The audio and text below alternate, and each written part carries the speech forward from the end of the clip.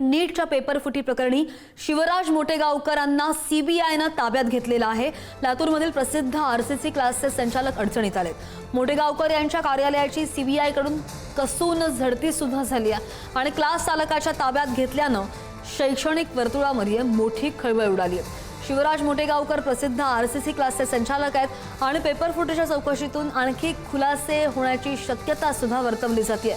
देशभरात खळबळ उडवून देणाऱ्या नीट परीक्षा पेपरफुटी प्रकरणात सीबीआयनं आता मोठी कारवाई केली आहे। लातूरमधील अत्यंत प्रसिद्ध असलेल्या आरसीसी कोचिंग क्लासेसचे संचालक प्राध्यापक शिवराज मोटेगावकर यांना सीबीआयनं ताब्यात घेतलेलं आहे आणि या प्रकरणातील एका अन्य आरोपीच्या चौकशीतून मोटेगावकर यांचं नावही समोर आलंय।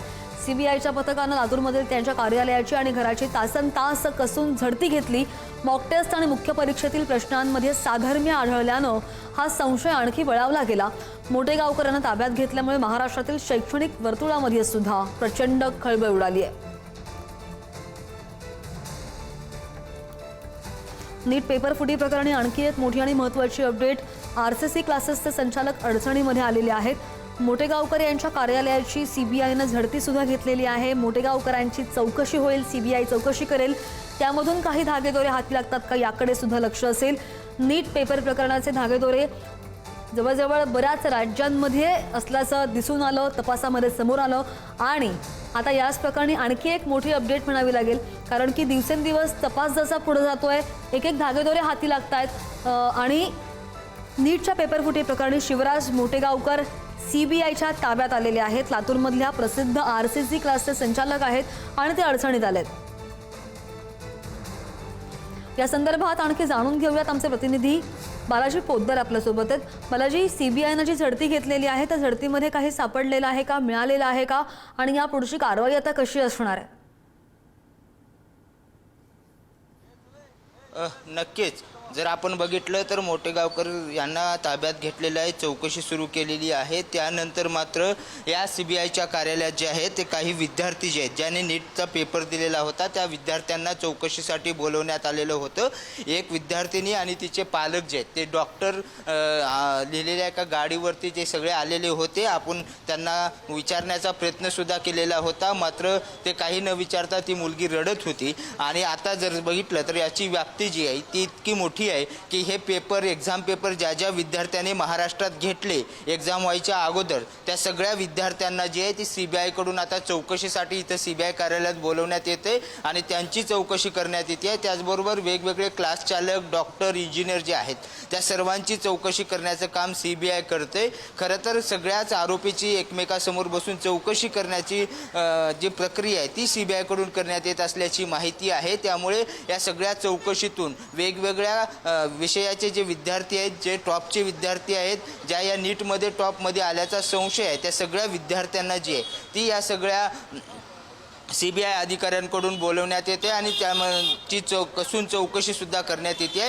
आज सकाळी जी विद्यार्थिनी आलेली होती त्या विद्यार्थिनीकडे नीट परीक्षेचं हॉल तिकीट होतं। ते हॉल तिकीट जे आहे ती इथं तिने प्रवेशद्वारावर दाखवलं। त्यानंतर अधिकाऱ्यांनी तिला मध्ये घेतलेलं होतं आणि जवळपास अर्धा एक तास या विद्यार्थिनीची सुद्धा चौकशी करण्यात आली। आता त्या विद्यार्थिनीला सोडण्यात आलेलं आहे आणि ही विद्यार्थिनी एका आलिशान गाडीमध्ये सुद्धा बाहेर पडलेली आहे। मात्र अशा पद्धतीने या शैक्षणिक क्षेत्रात खळबळ उडवून देणारी ही सगळी घटना आहे, कारण कालपासून जे नामवंत क्लास चालक आहेत त्यांना ताब्यात घेतलं, त्यांच्या चौकशीतून अनेक गोष्टी पुढे येण्याची शक्यता आहे आणि त्याची सगळी जी प्रक्रिया आहे ती सीबीआय कडून आता करण्यात येत असल्याचं पाहायला मिळते। आज सकाळपासून सीबीआयच्या या कार्यालयात वेगवेगळे नागरिक, वेगवेगळे विद्यार्थी येताना पाहायला मिळतात। ते सगळे विद्यार्थी जे आहेत ते नीट परीक्षेशी संबंधित आहेत। 3 मेला जी परीक्षा झाली त्या परीक्षेमध्ये जे पेपरफुटी झाली त्या पेपरफुटीमधला सगळा संशय जो आहे तो सीबीआयच्या चौकशीतून, ज्या आरोपींच्या चौकशीतून जे नावं पुढे आले ते सगळे नावं सीबीआयने कलेक्ट केलेले आहेत आणि त्यानुसार सगळ्यांना चौकशीसाठी बोलवण्यात येते। त्यामुळे एक मोठं रॅकेट जे आहे ते आता परत एकदा महाराष्ट्रात कार्यरत होतं आणि त्या रॅकेटने हजारो विद्यार्थी, डॉक्टर, इंजिनियर हे जे आहेत ते बोगस घडवले का असा सगळा शंका आहे आणि आता नेमकं यात कुणाकुणाला अटक होते ते पाहणं महत्त्वाचं आहे। आतापर्यंत देशभरातून 9 जणांना अटक करण्यात आली आहे, महाराष्ट्रातल्या 3 जणांना अटक करण्यात आली आहे, पुण्यातल्या 2 जणांना अटक करण्यात आली आहे। त्यामुळे पुण्यातल्या CBI कार्यालयामध्ये पुण्यातून ज्या विद्यार्थ्यांशी संपर्क साधण्यात आला, जे विद्यार्थी पुण्यामध्ये आले, ज्या विद्यार्थ्यांनी या सगळ्या लोकांशी संपर्क साधला, त्या सगळ्यांची चौकशी जी आहे ती सुरू करण्यात आल्याचं आपल्याला पाहायला मिळते। श्रद्धा, ज्या 3 विद्यार्थ्यांची चौकशी झालेली आहे ते विद्यार्थी सध्या कुठे आहेत? बालाजी, ते विद्यार्थी आता इथून निघून गेलेले आहेत, त्यांची चौकशी पूर्ण झालेली आहे। आपण त्यांना बोलण्याचा प्रयत्न केला, या विद्यार्थ्याची आई वडिलांना सुद्धा आपण बोलण्याचा प्रयत्न केलेला होता, मात्र त्या विद्यार्थ्यांनी अतिशय गोपनीयता जी आहे ती CBI कडून या सगळ्या चौकशीमध्ये पाळली जाते। त्यामुळे ते विद्यार्थी कुठे आहेत हे सांगणं जरी अवघड असलं तरी कालपर्यंत जे CBI सांगत होते की आरोपी दिल्लीत आहेत, आरोपी इथं आहेत, मात्र काही आरोपी जे आहेत ती याच पुण्याच्या CBI कार्यालयामध्ये चौकशीसाठी ठेवण्यात आलेले आहेत आणि त्यांच्याकडूनच ही सगळी महाराष्ट्रातली चौकशी जी आहे ती सुरू करण्यात आलेली आहे। महाराष्ट्रात वेगवेगळ्या भागात म्हणजे मराठवाडा, नांदेड, लातूर, विदर्भ ज्या भागामध्ये नामवंत क्लास चालक आहेत त्यांच्या चौकशीबरोबर जे क्लास चालकांनी डॉक्टर होण्यासाठी पैसे घेतले, पैसे दिले, या सगळ्यांची चौकशी सुरू करण्यात आलेली आहे। त्याचबरोबर चौकशी झाल्यावर तपासामध्ये काय समोर येतं आणि कारवाईकडे सुद्धा लक्ष असेल। बालाजी, धन्यवाद दिलेल्या सगळ्या सविस्तर माहितीसाठी। आणि आमचे प्रतिनिधी बालाजी यांनी जी माहिती दिली आहे, नीट पेपर खरेदी करणाऱ्या संशयित विद्यार्थ्यांची सुद्धा CBIनं चौकशी केलेली आहे।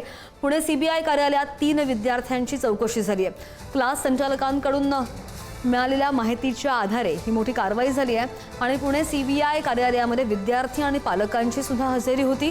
कोट्यावधींचे पेपर विकत घेणारे विद्यार्थी CBIच्या रडारवर आहेत। चौकशी सत्रांना पेपर खरेदी करणाऱ्या पालकांचे धाबे दणाणलेले आहेत। नामांकित क्लास चालकाच्या चौकशीनंतर CBI कडून विद्यार्थ्यांची चौकशी सुरू केली गेली आहे आणि ज्या विद्यार्थ्यांनी नीट एक्झाम पेपर घेतले असल्याचा संशय आहे अशा सर्व विद्यार्थ्यांची CBI कडून बोलावून चौकशी केली जाते। पुण्यातील CBI कार्यालयात अनेक विद्यार्थी आणि पालक इथं दाखल झालेले होते आणि त्यामुळे पेपर खरेदी करणाऱ्या बड्या पालकांचे धाबे सुद्धा दणाणलेले आहेत।